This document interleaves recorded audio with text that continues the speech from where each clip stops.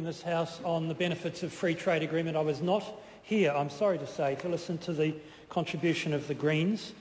I dare say I would have listened to it with some measure of agreement, some measure of disagreement, and I hope a lot of respect, but since I didn't hear it, I can't comment further. Beyond that, the parties in this House seem to think, generally speaking, that our progress on free trade agreements is satisfactory, and I would like to add my remarks about past trade ministers and also past officials, past and present officials who of course do the yards. Yes, we are gathering pace. Doha appears to be making very slow progress, and so our ability to make bilateral progress in the stead of Doha matters. However, that is where my agreement with the National Party rests at the moment. I've become increasingly disturbed over the past 15 or 18 months about the ability of this government to follow up on free trade agreements. I've been concerned about the ability of our exporters to follow up on the ASEAN agreement. I am concerned about the ability of our exporters to follow up on the Malaysian free trade agreement. I think our ability to follow up on the Chinese free trade agreement was better, and that's the distinction I'd like to draw. People can call it partisan if they wish. I think it matters. I think it matters that when we got ourselves a free trade agreement in China, we took a number of steps. There were and still are a number of trade missions going to different parts of China. The signing ceremony itself was a significant public event. It was carried significantly in all of the major Chinese dailies. New Zealand and China. Admittedly, it was because it was China's first free trade agreement, and they were thinking that that was a pretty good start to have one.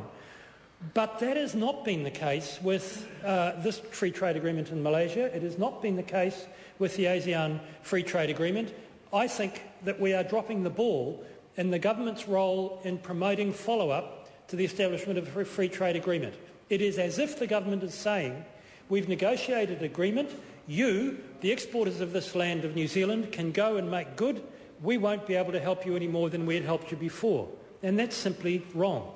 It's simply wrong for there not to be some government involvement. Of course, most of the job rests with the exporters. Of course, the private sector is the key player in export development. That's obvious too. But I wonder whether or not the Export Credit Office, which was begun under a Labor government and which is getting stretched, I would imagine, by the dry-up of credit in the last 18 months, I wonder whether the budget for that is going to be extended next month in the budget. I don't think so. I wonder whether the Beachheads program, which was started under a Labor government, which has been retained by this government, will be expanded by this government. After all, when we got ourselves into China, a Beachheads program went with the free trade agreement. There is no way that a Beachheads program is going with the free trade agreement in Malaysia, as far as I'm aware. I'd like a government minister to get up and tell me that I'm wrong. I wonder whether or not we can make as bigger inroads with our agricultural exports into Malaysia when we've gone and ditched the Fast Forward Fund, and whether or not our exporters feel as supported as they might had we not done that. I wonder what's happened to the Market Development Fund, which was again begun by Labor, continued for a number of years. It was in transition under the previous government, so I'm not suggesting that it was going to remain unchanged had there not been a change of government. It was being migrated across to the Growth Services Fund, which is a new label with a new purpose and a slightly different set of policies. But I know that what's happened in the meantime is that the money's gone missing. And so just at a time when we need, say, a Growth Services Fund for our exporters or our biggest exporters, we find that that is not available anymore. And that's troubling me. I think that some of our, perhaps not our biggest exporters, but some of our medium-sized exporters that are growing quickly are going to have significant cash flow problems, are going to have significant problems breaking into new markets and setting up new relationships and doing it quickly.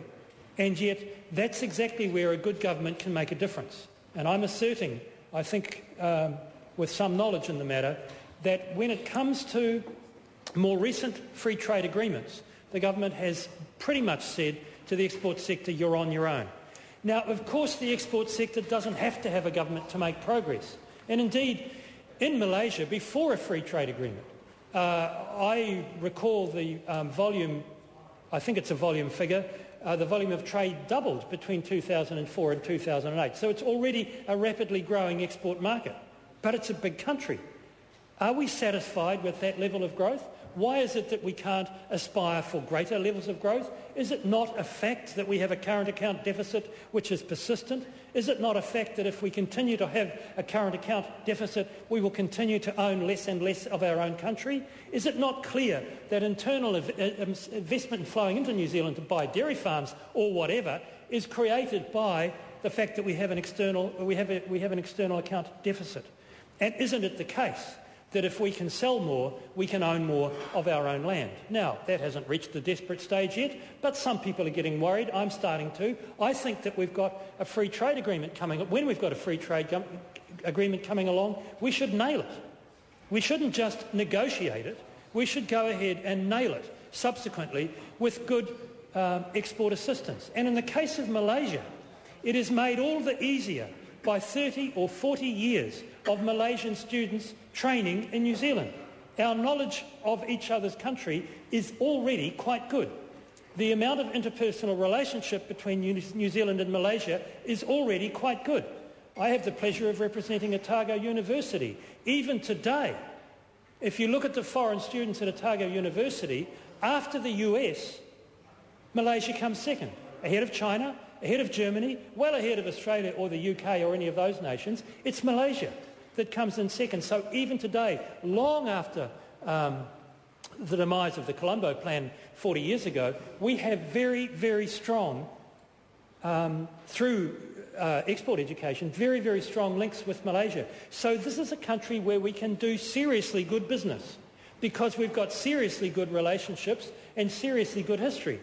But if there's no beachheads program, if there's no market development fund, if there's no intention of the government to support those companies that need an export credit office to get themselves a bond lodged in order to go and build a travelator at Kuala Lumpur Airport or whatever it's to be, if there is no support or insufficient support for our exporters, then we've done half a job.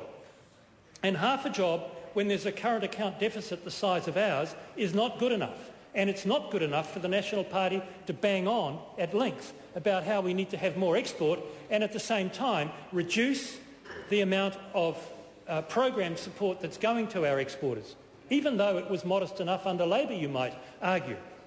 But still, it's getting more modest indeed. Now, it's not to say that NZT&E don't do a good job, and it's not to say that they are somehow absent in Malaysia. Of course, neither of those things are true. The question is, what's enough? And if we've got a country with whom we have got trade that's doubled in 4 years, with whom we have extraordinary historic links, then surely we should be going hard after further trade development with that country. I bet they are with our little economy. I bet they are. But that's not the case when you look from New Zealand towards Malaysia. So I say to the government, congratulations on concluding the FTA. I hope this legislation passes quickly.